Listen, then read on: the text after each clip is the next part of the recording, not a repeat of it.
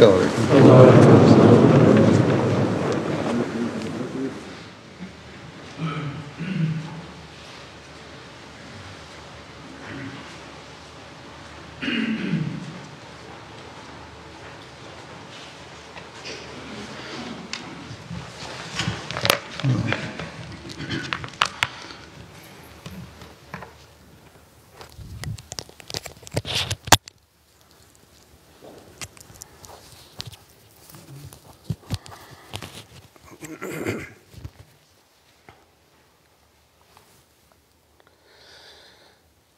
الله أكبر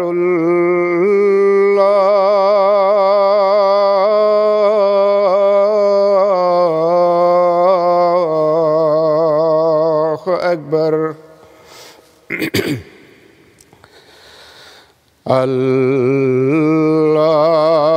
الله أكبر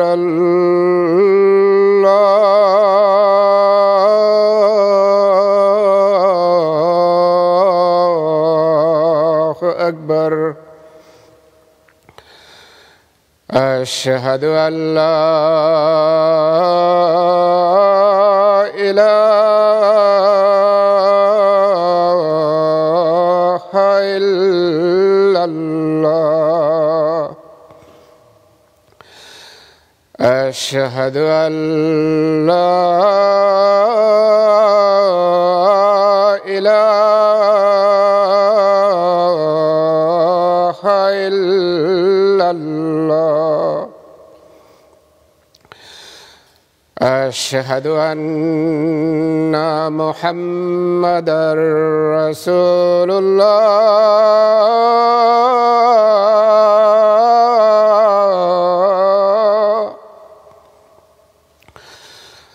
أشهد أن محمدًا رسول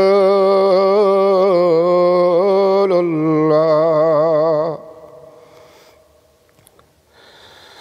حي على الصلاة.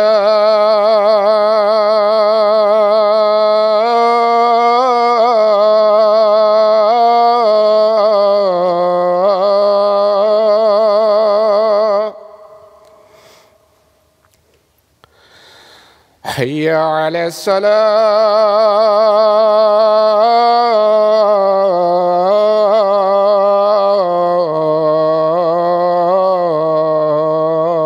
الصلاة. حي على الفلاح.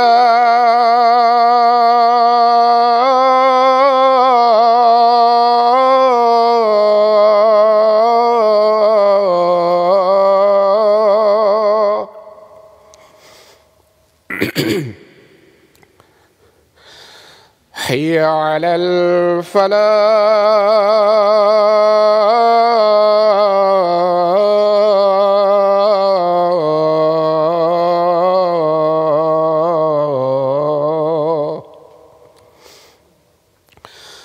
الله أكبر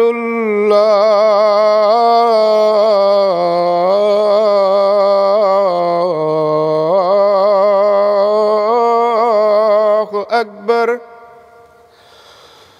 لا إله إلا الله.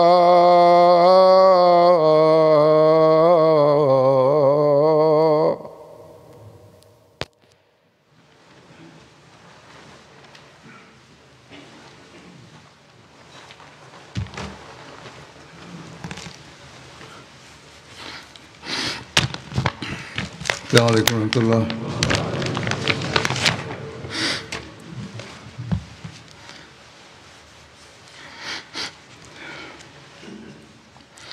أشهد أن لا إله إلا الله وحده لا شريك له وأشهد أن محمدًا عبده ورسوله. أما بعد فأعوذ بالله من الشيطان الرجيم. بسم الله الرحمن الرحيم الحمد لله رب العالمين الرحمن الرحيم مالك يوم الدين إياك نعبد وإياك نستعين اهدنا الصراط المستقيم صراط الذين أنعمت عليهم غير المغضوب عليهم ولا الضالين. حضرت صلی اللہ علیہ وسلم کی سیرت کے حوالے سے جنگ میں کیا آپ کا اسوہ تھا، اس بارے میں ذکر ہو رہا تھا خیبر کی جنگ کا. خیبر کی جنگ کے بعد یہود کی طرف سے نبی کریم صلی اللہ علیہ وسلم کو قتل کرنے کی ایک سازش ہوئی تھی اور زہر آلود بکری کا گوشت کھلانے کی کوشش کی گئی تھی.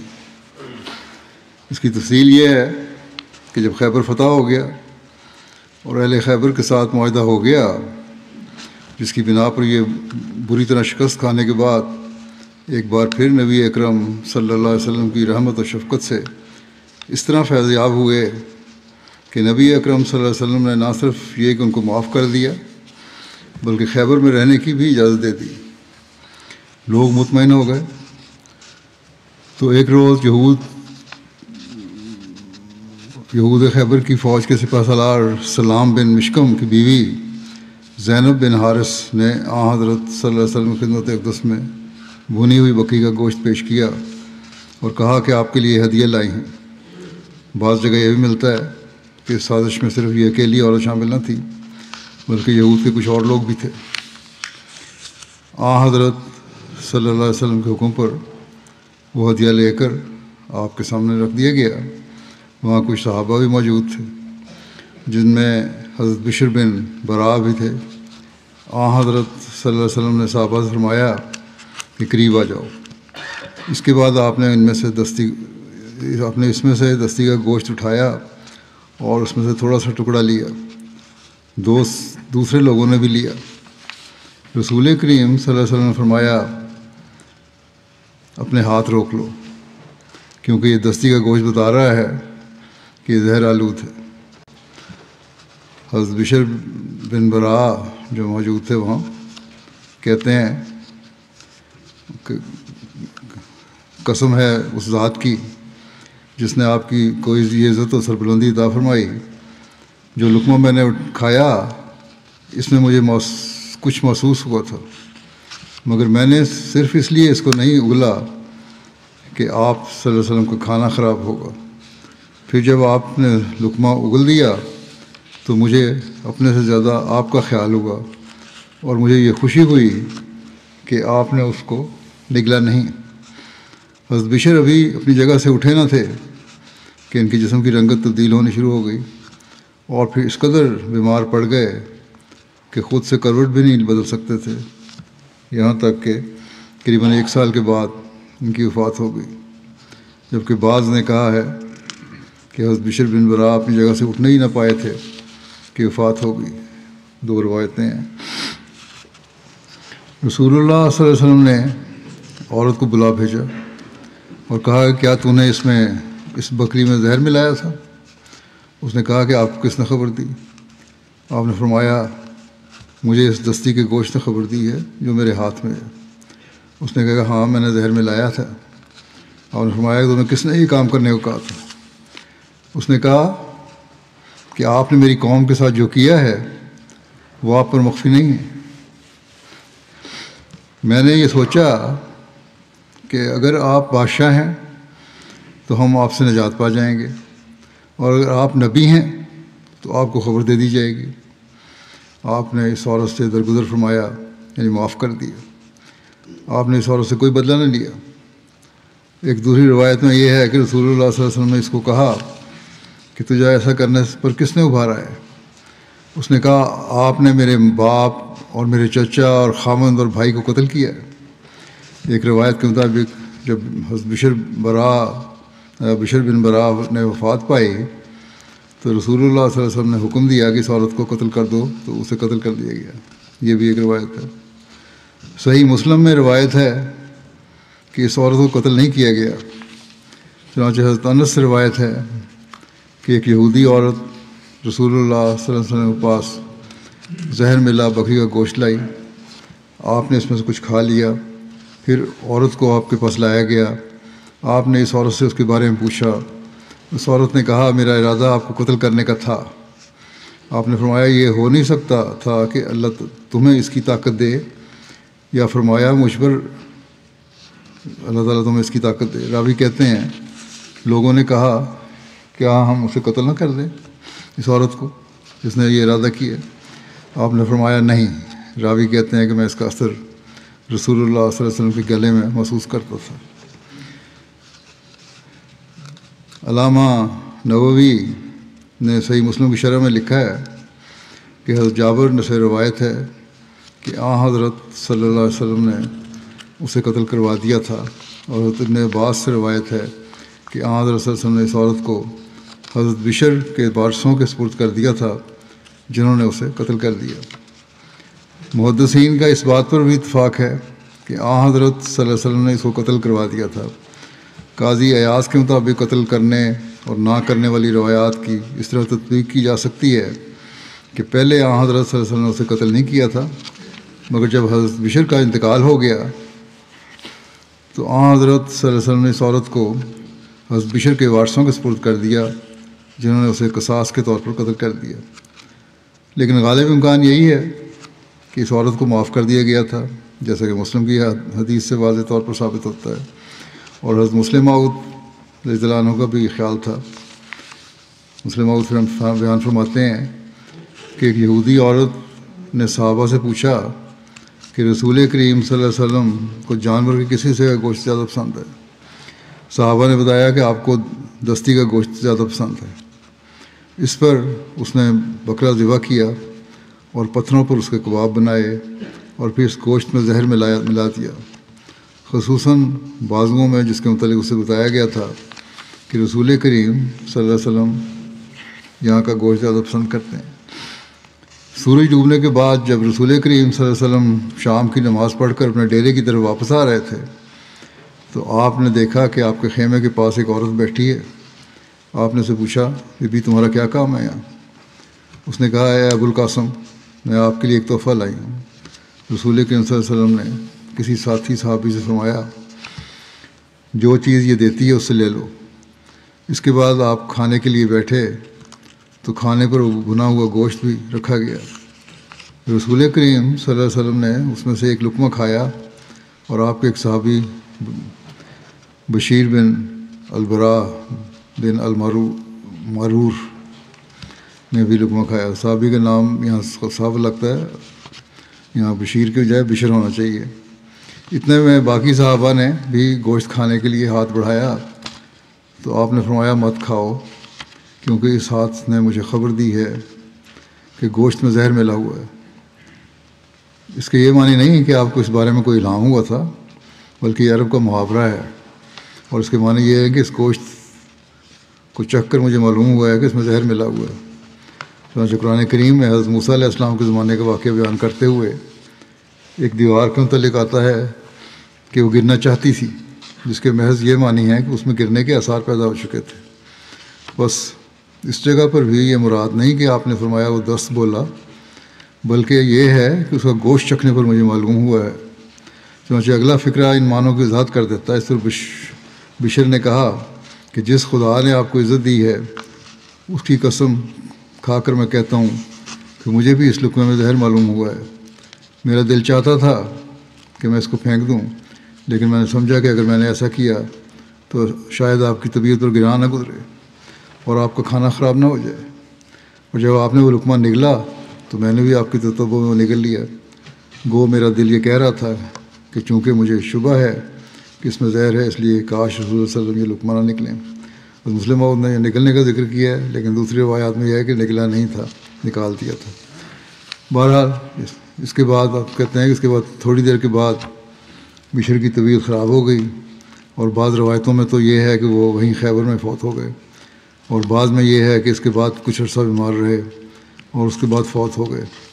اس پر رسول کریم صلی اللہ علیہ وسلم نے کچھ گوشت اس کا ایک کتے کے آگے ڈلوایا، جسے کھانے سے وہ مر گیا۔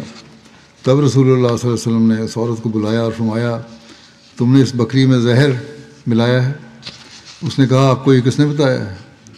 آپ کے ہاتھ میں اس وقت بکری کا دست تھا۔ آپ نے فرمایا، اس ہاتھ نے مجھے بتایا۔ اس پر اس عورت نے سمجھ لیا کہ آپ پر یہ راز کھل گیا ہے، اور اس نے اقرار کیا کہ اس نے زہر ملایا ہے۔ اس پر آپ نے اس سے پوچھا کہ اس ناپسندیدہ فعل پر تم کو کس بات نے آمادہ کیا؟ اس نے جواب دیا کہ میری قوم سے آپ کی لڑائی ہوئی اور میرے رشتہ دار اس لڑائی میں مارے گئے۔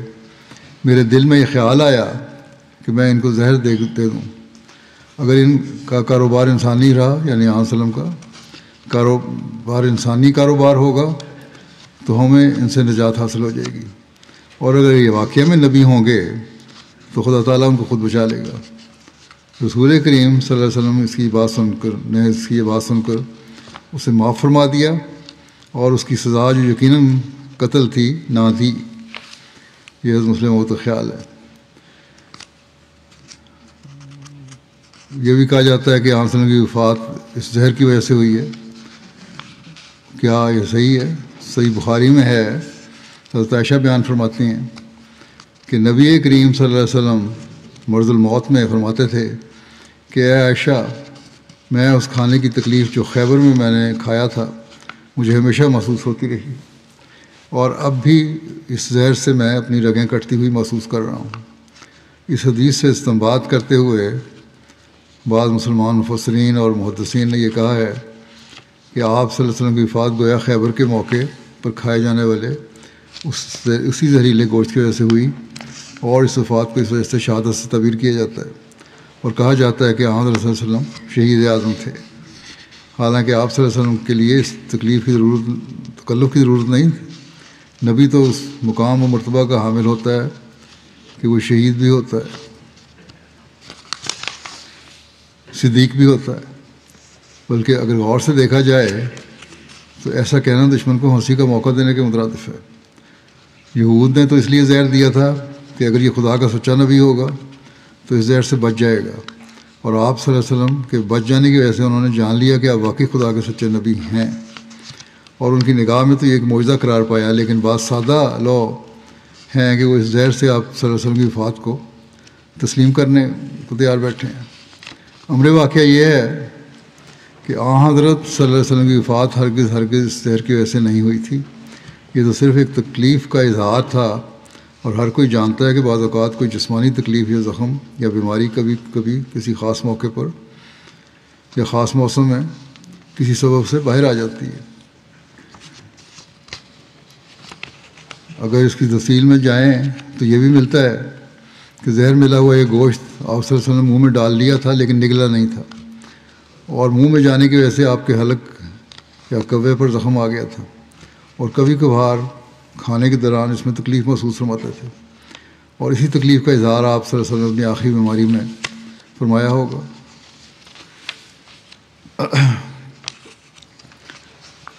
خیبر کی جنگ کے حوالے سے حضرت صفیہ سے شادی کا بھی ذکر ملتا ہے۔ اس کی تفصیل میں لکھا ہے کہ خیبر کے قلعہ نزار کو جب فتح کیا گیا تو وہاں بہت سے قیدی بھی بنائے گئے۔ ان قیدیوں میں حضرت صفیہ اور ان کی چچا زاد اور دیگر عورتیں تھیں۔ بعض کتب میں نزار کی جگہ کموس قلعہ کا نام ملتا ہے۔ حضرت صفیہ نے روایت ہے کہ حضرت صلی اللہ علیہ وسلم نے قتیبہ کے قلعوں میں پہنچنے سے قبل ہی نزار کے قلعے میں قیدی بنا لیا تھا۔ کنانہ کی رائے کے مطابق قلعہ نزار زیادہ مضبوط تھا، اس لیے ان لوگوں نے عورتوں اور بچوں کو قلعہ نزار میں منتقل کر دیا تھا۔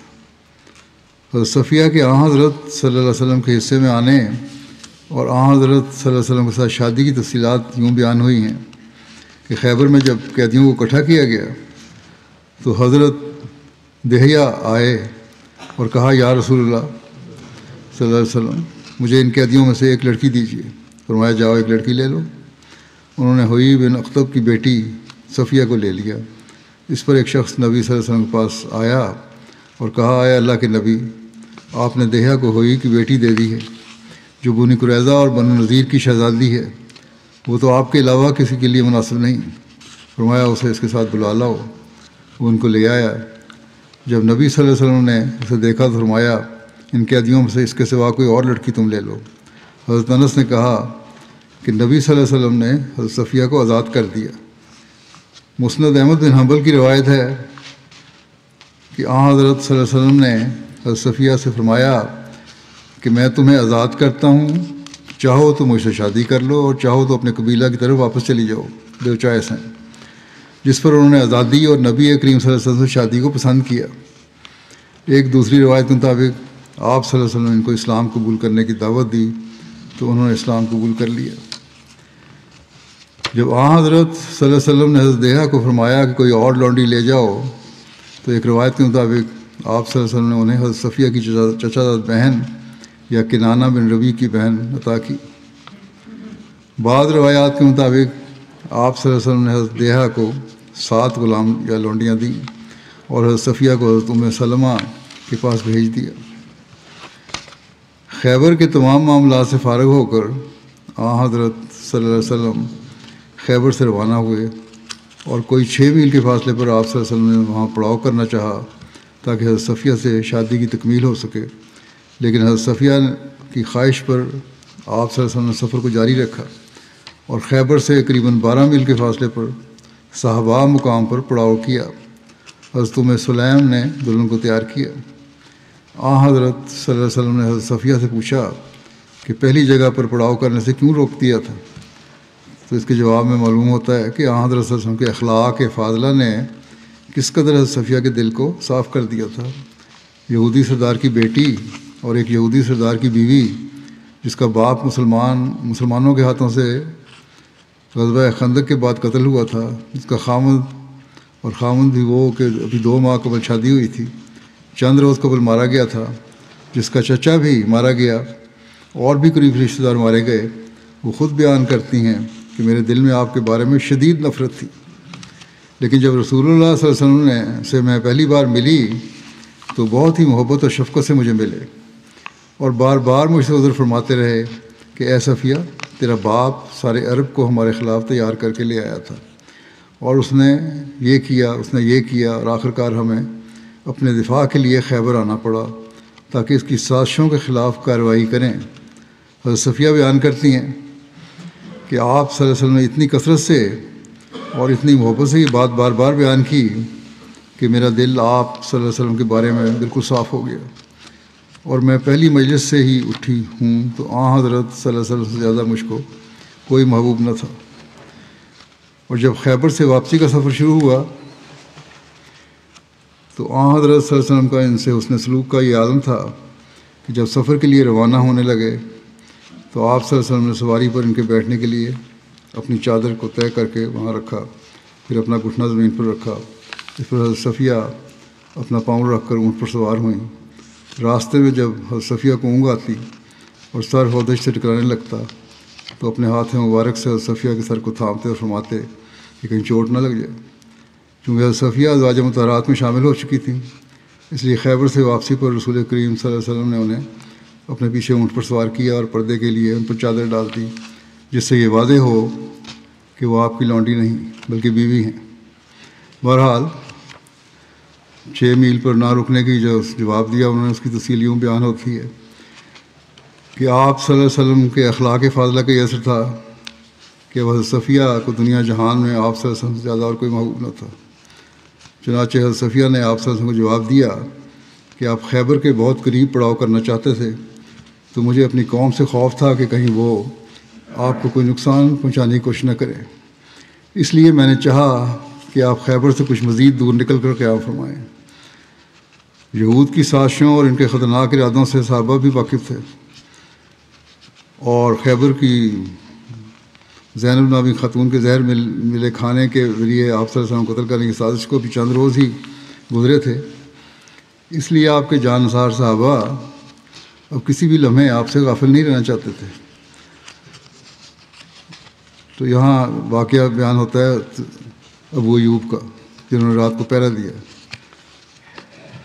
اور ان کا ایک معصومانہ اور عاشقانہ مظاہرہ کیا اس شادی کے دوران دیکھنے میں آیا۔ اور اس طرح ہے کہ رات گزرنے کے بعد جب حضرت صلی اللہ علیہ وسلم کے صبح کے وقت اپنے خیمے سے باہر نکلے تو کیا دیکھا کہ حضرت ایوب انصاری تلوار ہاتھ میں لیے اپنے خیمے کے باہر چاقو چومت کھڑے ہیں۔ آپ نے پوچھا کہ کیا بات ہے؟ تو انہوں نے عرض کیا کہ یا رسول اللہ، مجھے اس یہودی نو مسلم خاتون سے اندیشہ ہوا، یعنی حضرت صفیہ سے، کہ اس کا باپ اور خامد اور اس کی قوم کے لوگ قتل ہوئے ہیں اور ابھی نئی مسلمان ہوئی ہے، آپ کو کوئی نقصان نہ پہنچا دے، اس لیے میں ساری رات تلوار لیے باہر پہرا دیتا رہا۔ حضرت ایوب کی اس معصومانہ محبت کے جواب میں حضرت صلی اللہ علیہ وسلم نے ان کو دعا دیتے ہوئے فرمایا، اے اللہ، ابو ایوب کی حفاظت فرما جیسے انہوں نے میری حفاظت کرتے ہوئے رات بسر کی۔ ان کا نام خالد بن زید تھا۔ یہ وہی صحابی ہیں جن کو ہجرت مدینہ کے موقع پر نبی اکرم صلی اللہ علیہ وسلم کی کئی ماہ تک میزبانی کا شرف حاصل ہوا۔ 50 ہجری میں ایک مہم کے دوران وفات پائی اور استنبول میں ان کا مزار ہے۔ بہرحال اگلے روز آپ صلی اللہ علیہ وسلم کی طرف سے دعوت ولیمہ کا انتظام کیا گیا۔ یہ دعوت ولیمہ بھی بہت پروکار اور سادہ تھی۔ کھجور، پنیر اور گھی سے تیار شدہ حیض تھا جو سب کے لیے تیار کیا گیا۔ 3 دن کے قیام کے بعد یہاں سے روانگی ہوئی اور صفیہ کی آزادی ہی ان کا حق مہر قرار پایا۔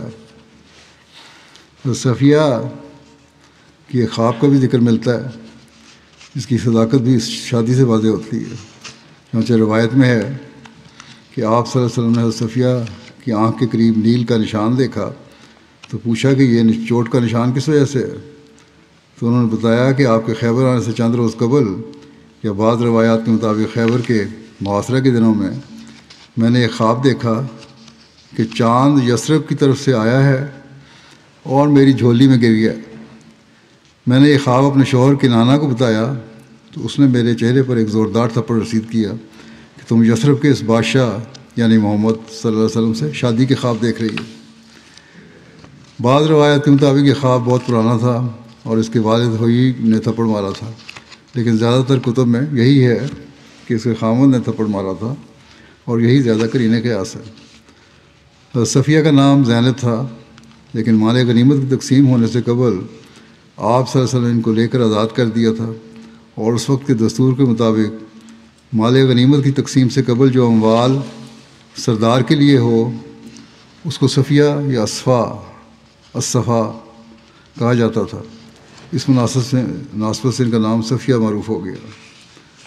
حضرت صفیہ نے 50 ہجری میں حضرت امیر معاویہ کے زمانے میں وفات پائی اور جنت البقیع میں تدفین ہوئی۔ حضرت صفیہ کی شادی اور پہ بھی مستشرقین تنقید کرتے ہیں اور اپنی عادت کے مطابق حضرت صفیہ کی شادی پر بعض اعتراض کرتے ہیں جو ان کی اپنی جہالت اور تعصب کی دلیل ہے۔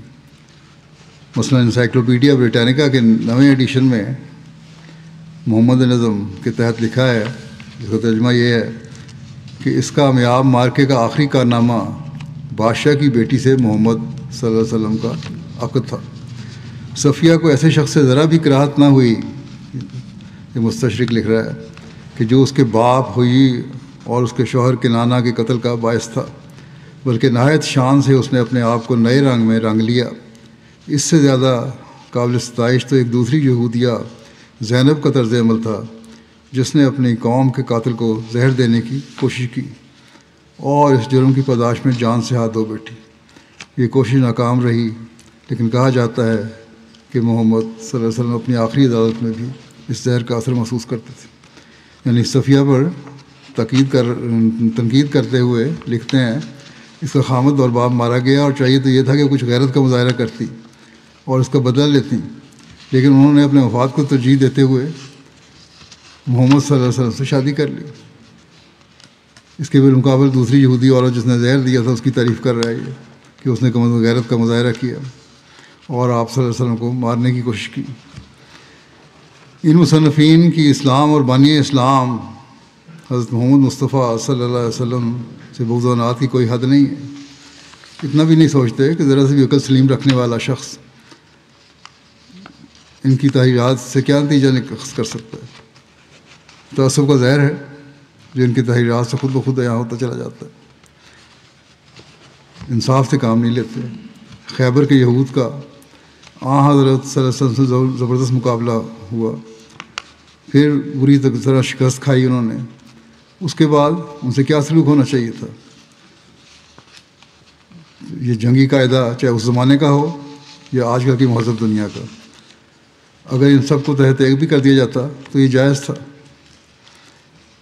ان کی بائبل کی روح سے بھی اور اس وقت کے قواعد اور طریق کے مطابق بھی یہ سب جائز تھا. لیکن ان ظالموں پر قابو پانے کے بعد حضرت صلی اللہ علیہ وسلم نے جس عفو، درگزر اور نرمی کا سلوک کیا اس کا کوئی ذکر نہیں کرتے. تعریف کرنا تو لگ رہا، پھر ان کی صلح کی درخواست کو مانتے ہوئے ان کو سب کو جلا وطن کرنے کی شرط آپ صلی اللہ علیہ وسلم نے تسلیم کرتے ہوئے ان کو معاف کر دیا. پھر اس سے بڑھ کر جب ان یہود نے یہ درخواست کی کہ ہمیں یہیں رہنے دیا جائے، ہم کھیتی باڑی کا کام جاری رکھیں اور نصف پیداوار آپ لے لیا کریں، آپ نے ان کی یہ درخواست بھی تسلیم کر لی اور صلح و سلامتی کا ایک معاہدہ طے پایا.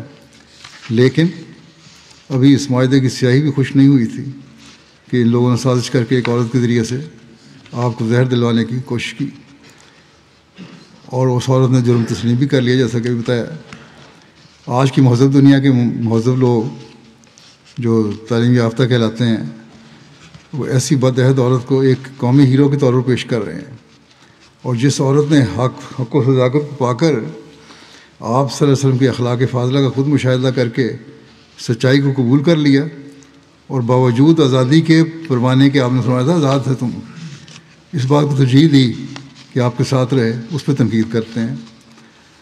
یعنی اس وقت انہیں شخصی آزادی اور عدل و انصاف کے تمام اصول بھول جاتے ہیں.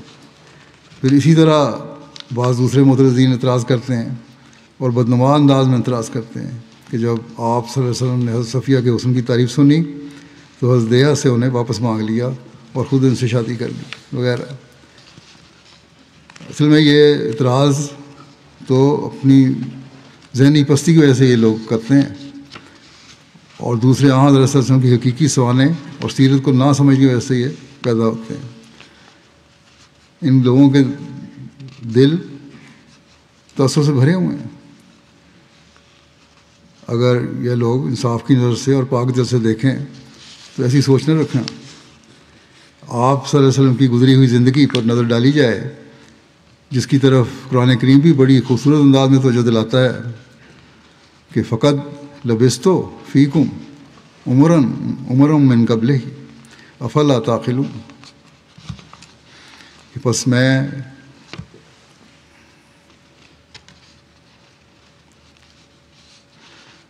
میں اس رسالت سے پہلے بھی تمہارے درمیان ایک لمبی عمر گزار چکا ہوں، تو کیا تم عقل نہیں کرتے؟ نبی صلی اللہ علیہ وسلم نے اپنی بھرپور جوانی کیسے گزاری اس قوم میں جہاں شراب اور شباب کی محفلیں نہ صرف عام تھیں بلکہ فخر کے اظہار کے طور پر اس کا ذکر کیا جاتا تھا. آپ نے اپنی ساری جوانی ایک بیوہ اور معزز اور شریف عورت کے ساتھ شادی کر کے گزاری اور کم و بیش 50 سال کی عمر تک اسی ایک بیوی کے ساتھ زندگی بسر کی. خوبصورت سے خوبصورت عورت کی پیشکش خود سرداران قریش نے آپ کو کی تھی، جیسا کہ تاریخ ثابت ہے، لیکن آپ نے ان کی پیشکش کو ٹھکرا دیا. حضرت صلی اللہ علیہ وسلم کی جوانی اور گزرے ہوئے یہ ماہ و سال اس بات کی روشن دلیل ہیں کہ آپ کو نعوذ باللہ شادیوں کی عشو عشرت سے کوئی دور کا بھی واسطہ اور تعلق نہ تھا. بعد میں جو آپ نے شادیاں کیں اس کی ایک حکمت تھی کہ مخالف قوم اور قبیلے کے درمیان صلح و آشتی اور محبت و مودت کا تعلق پیدا ہو اور اعتماد کی فضا پیدا ہو. جیسے بنو مستلق کے سردار حارث کی بیٹی جویریہ سے قریش کی ابو سفیان کی بیٹی ام حبیبہ سے، ایسے ہی خیبر فتح ہونے ہوا تو بجائے اس کے قبیلے کے سردار کی بیوی اور بیٹی کو غلام اور لونڈی کے طور پر ایک عام شخص کے حوالے کر دیا جاتا، اس کی ذلت و رسوائی کی جاتی. حضرت صلی اللہ علیہ وسلم نے جو روحانی دنیا کے بادشاہ تھے، مدینہ کی ریاست کے بھی سربراہ تھے، انہوں نے حضرت صفیہ کو پہلے آزاد کیا، ان کی عزت افزائی کی، پھر ان کو اپنے گھر والوں کی طرف جانے کی پیشکش کر کے ان کے مقام و مرتبہ کو اور بڑھایا جاؤ اپنے گھر والوں کی طرف جا سکتی ہو۔ پھر ان کے ساتھ شادی کر کے ان کو مقام دیا کہ تمام مومنین کی ماں کہلائیں، بلکہ اس کے ساتھ ساتھ ان کے قبائل اور خاندان کی عزت توقیر میں بھی اضافہ ہوا اور معاشرے میں امن و سلامتی کی ایک فضا پیدا ہوئی۔ ولیم مونٹگومری واٹ ایک اسکاٹش مستشرق ہے جس نے اسلام اور نبی کریم صلی اللہ علیہ وسلم کے خلاف بہت سخت ریمارکس اپنی کتب میں دیے ہیں۔ اس کی ایک کتاب کا نام محمد ایٹ مدینہ میں ہے، مدینہ ہے اس کتاب کا نام۔ متعصب ہونے کے باوجود حضرت صلی اللہ علیہ وسلم کی شادیوں کے بارے میں وہ یہ لکھنے پر مجبور ہوا ہے کہ یہودیوں کی بیٹیوں صفیہ اور ریحانہ سے شادی استوار کرنے کے سیاسی محرکات ہو سکتے ہیں۔ یہ نہیں کہا کہ کوئی خوبصورتی پسند آئی، بلکہ کہتا ہے سیاسی محرکات ہو سکتے ہیں۔ جہاں تک اس یعنی محمد صلی اللہ علیہ وسلم کی شادیوں یا ضمنی فہرست میں خواتین کے ساتھ مجوزہ شادیوں کا تعلق ہے، غالباً اس کا بنیادی مقصد سیاسی تھا۔ کم از کم اتنا یہ تسلیم کر لیا کہ کوئی غلط نظر نہیں تھی۔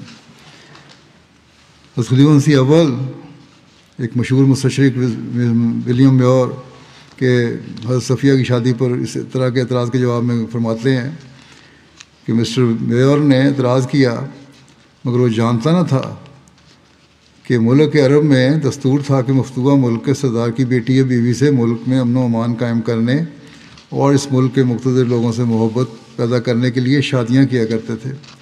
تمام رعایا اور شاہی کنبہ والے مطمئن ہو جایا کرتے تھے کہ اب کوئی کھٹکا نہیں۔ چنانچہ خیبر کی فتح کے بعد تمام یہود نے وہیں رہنا پسند کیا۔ حضرت صفیہ کی شادی کے حوالے سے ہمارے سیرت نگار اور مورخین نے بھی بے احتیاطی کی ہے اور اس غلطی کی ہے کہ بغیر چھان پھٹک کے ان روایات کو لیتے چلے گئے ہیں جن کا کوئی سر پیر نہیں ہے۔ مثلا یہ روایت کم و بیش ہر تاریخ اور سیرت کی کتاب میں ملتی ہے کہ حضرت صلی اللہ علیہ وسلم نے حضرت صفیہ کو پہلے حضرت دیہا کے سپرد کر دیا تھا، لیکن جب ان کے حسن و جمال کے قصے سنے تو پھر حضرت صفیہ کو بلایا اور اپنے لیے خاص کر لیا۔ اور اس طرح کے مضمون کی ایک روایت بخاری میں بھی ہے جس کا روایت اس طرح ہے کہ حضرت انس بیان کرتے ہیں جب ہم خیبر پہنچے اور جب اللہ تعالیٰ نے قلعہ فتح کر دیا تو صفیہ بنت حویی بن اخطب کی خوبصورتی کا تذکرہ آپ کے سامنے کیا گیا اور وہ نئی نویلی دلہن ہی تھی کہ اس کا شوہر مارا گیا تھا، یعنی شادی کو بھی تھوڑا عرصہ ہوا تھا۔ اس پر نبی کریم صلی اللہ علیہ وسلم نے اس کو اپنے لیے چن لیا۔ یہ وہ روایت ہے جو بعض بیمار ذہن کے لوگوں پر جو ہیں اس پر اعتراض کرتے ہیں۔ مشہور سیرت نگار علامہ شبلی نعمانی اس روایت کا ذکر کرتے ہوئے لکھتے ہیں کہ حضرت صفیہ کی نسبت بعض کتب حدیث میں یہ واقعہ مذکور ہے کہ آن صلی اللہ علیہ وسلم نے پہلے ان کو دیہا کلوی کو دیا تھا، پھر کسی نے ان کے حسن کی تعریف کی تو اس سے مانگ لیا اور اس کے معاوضہ میں ان کو 7 لونڈیاں دیں۔ مخالفین نے اس روایت کو نہایت بدنما پیرائے میں ادا کیا ہے، اور جب اصل روایت میں اتنی بات موجود ہے تو ظاہر ہے کہ مخالف اس سے کہاں تک زیادہ کام لیں گے۔ حقیقت یہ ہے کہ حضرت صفیہ کا یہ واقعہ حضرت انس میں منقول ہے، لیکن خود حضرت انس سے متعدد روایتیں ہیں اور وہ باہم مختلف ہیں۔ حضرت انس سے ایک دوسری روایت یہ بھی ہے کہ جب حضرت صفیہ دیہا کے حصے میں آئیں تو لوگوں نے نبی کریم صلی اللہ علیہ وسلم کی خدمت میں حاضر ہو کر یہ عرض کیا کہ وہ سرداران خیبر کی ایک عالی مرتبت معزز خاتون ہے، آپ صلی اللہ علیہ وسلم کے سوا اور کوئی اس کے لائق نہیں۔ تو اول تو کوئی ایسی روایت اگر واقعی درست ہے جیسا کہ بخاری کی یہ روایت ہے کہ ان کے حسن و جمال کی تعریف کی گئی تھی، تو ممکن ہے کہ صحابی کے بعد والے کسی صحابی نے یہ روایت کی ہو، یہ الفاظ اپنی جانب سے شامل کر دیے ہیں، کیونکہ کوئی صحابی بھی نبی کریم صلی اللہ علیہ وسلم کی شان کے بارے میں صحابی کو پہلا جو واقعہ کسی صحابی نے بیان کیا ہے، بعد میں اس میں ایڈیشن کر دی بعض لوگوں نے روایتوں میں، کیونکہ صحابی علیہ وسلم کی شان کے بارے میں ایسی کوئی بات بیان نہیں کر سکتا جس سے نبی کریم صلی اللہ علیہ وسلم کی شان مبارک میں کسی بھی قسم کی ذرا سی تنقیص کی طرف اشارہ ہو۔ یا یہ بھی ممکن ہے کہ لوگوں نے اپنے طور پر حضرت صفیہ کے حسن و جمال کے ساتھ ساتھ ان کی دیگر خوبیاں اور خاندانی مقام و مرتبہ کا ذکر کیا اور راوی نے ایک مختصر سے الفاظ میں جس کو یاد رہ گیا وہ بیان کر دیا۔ لیکن ایک اہم اور بنیادی بات جس کی طرف سیرت نگار نظر نہیں کرتے وہ یہ ہے کہ کہ حضرت صلی اللہ علیہ وسلم جس عظیم مقام و مرتبہ اور فائز ہیں، ان کے لیے کسی کے اندر پائی جانے والی یہ خوبیاں اور کمالات ایک سطحی اور ضمنی حیثیت رکھتے ہیں۔ آپ نے شادی کے یہ فیصلے جب کیے تو بنیادی سبب یہ نہیں تھے جو بیان کیے جاتے ہیں، اصل بنیادی سبب تو حکم الہی ہوتا ہوگا۔ آپ صلی اللہ علیہ وسلم کی تو ایک ایک حرکت و سکون الہی منشا کے بغیر نہیں ہوا کرتی تھی، جیسا خود اللہ تعالیٰ فرماتا ہے کہ کل انا صلاتی و نسکی و محیا و مماتی للہ رب العالمین، تو کہہ دے کہ میری عبادت اور میری قربانیاں اور میرا جینا اور میرا مرنا اللہ ہی کے لیے ہے جو تمام جہانوں کا رب، جو سارے کام ہی اس کی خاطر کرتے ہوں اور جن کی لمحہ لمحہ رہنمائی عرش کا خدا کرتا ہو، وہ بھلا اتنا بڑا فیصلہ خود کیوں کر سکتے ہیں؟ تو یہ سب شادیاں یقیناً الہی اشارے کے متحد آپ صلی اللہ علیہ وسلم نے کی تھیں۔ ہاں، ان کے نتائج انتہائی بابرکت مصلحتوں کے حامل تھے۔ حضرت اقدس مسیح موعود علیہ الصلوۃ والسلام اپنی ایک کتاب آئینہ کمالات اسلام بیان فرماتے ہیں کہ حضرت صلی اللہ علیہ وسلم کی نسبت صحابہ کا بلا شبہ یہ اعتقاد تھا کہ جناب کا کوئی فعل اور کوئی قول وحی کی آمیز سے خالی نہیں، گو وہ وحی مجمل ہو یا مفصل، خفی ہو یا جلی، بین ہو یا مشتبہ، یہاں تک کہ جو کچھ حضرت صلی اللہ علیہ وسلم کے خاص معاملات و مکالمات خلوت اور سر میں بیویوں سے تھے، یا جس قدر عقل و شرب اور لباس کے متعلق اور معاشرت کی ضروریات میں روزمرہ کے خانگی امور تھے، سب اسی خیال سے احادیث میں داخل کیے گئے ہیں کہ وہ تمام کام اور کلام روح القدس کی روشنی سے ہیں۔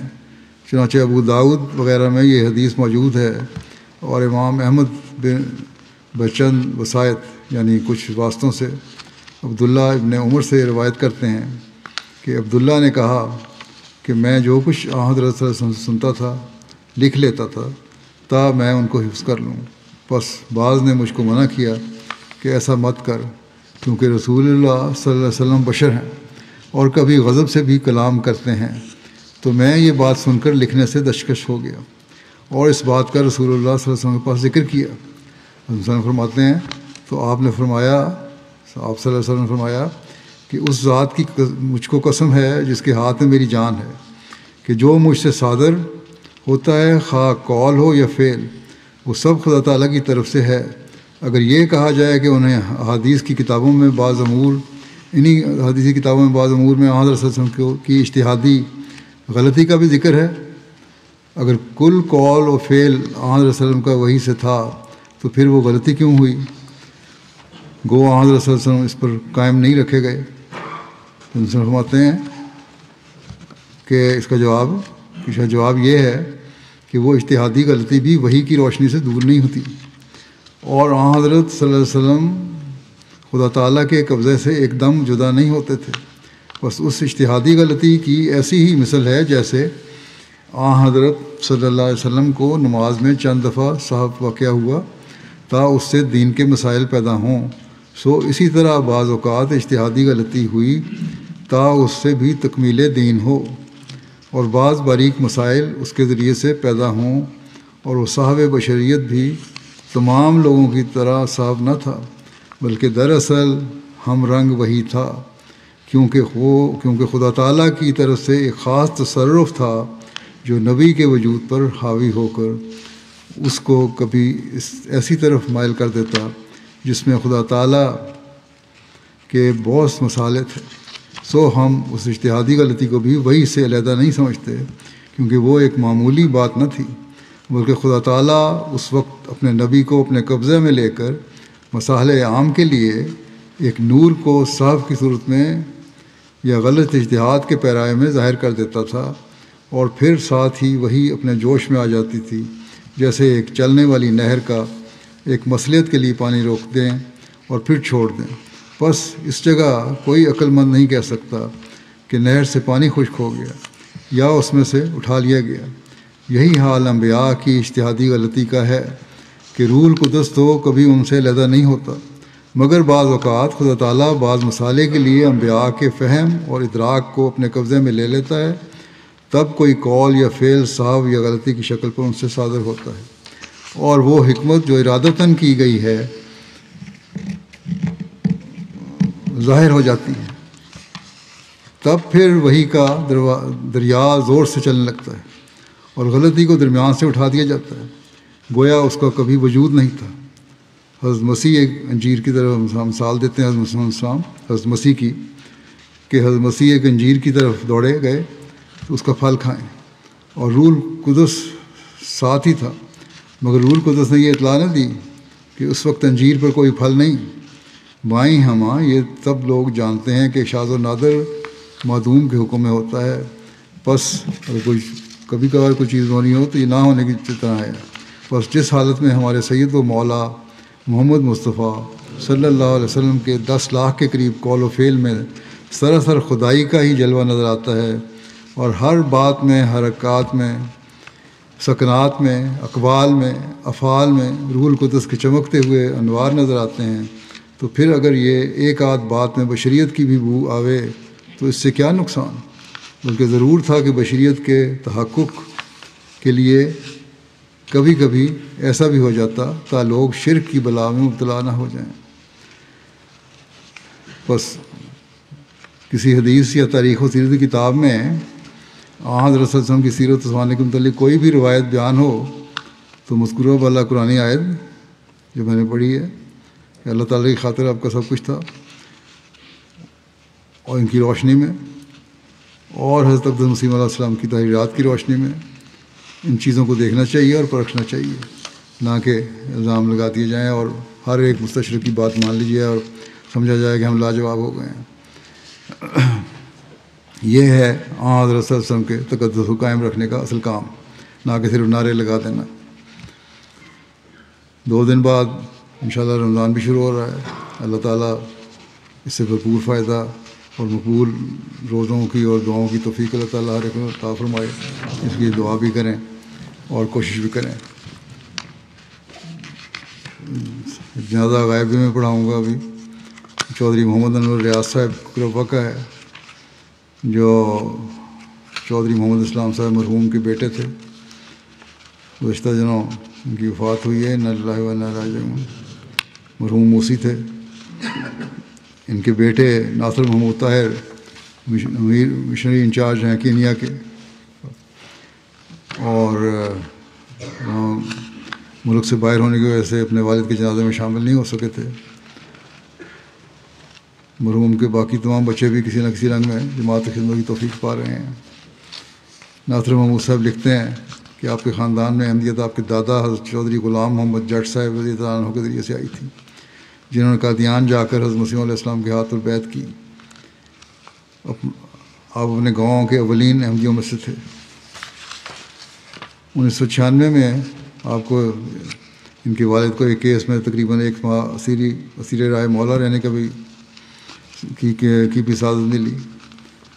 اس دوران میں پولیس نے آپ سے کافی بدسلوکی بھی کی، ناروا سلوک بھی کیا، لیکن آپ نے ہمیں صرف اللہ تعالیٰ کی رضا کی خاطر سب کچھ برداشت کیا اور بڑے حوصلے سے یہ سزا بھگتی۔ نظام جماعت اور خلافت کا بہت احترام کرنے والے تھے۔ نمازوں اور چندوں میں باقاعدہ زندگی میں تمام حصہ جداد ادا کر دیا۔ جب کوئی آمدنی ہوتی سب سے پہلے چندہ ادا کرتے۔ اللہ تعالیٰ مغفرت و رحم کو سلوک فرمائے ان سے، اور ان کے بچوں کو بھی صبر و حوصلہ دے، اور اس بیٹے کو جو باہر ہیں اللہ تعالیٰ ان کو صبر و حوصلہ عطا فرمائے۔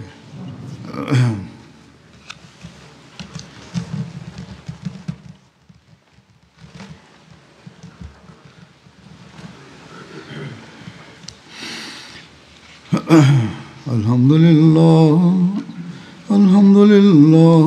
نحمده ونستعینه ونستغفره ونؤمن به ونتوکل علیہ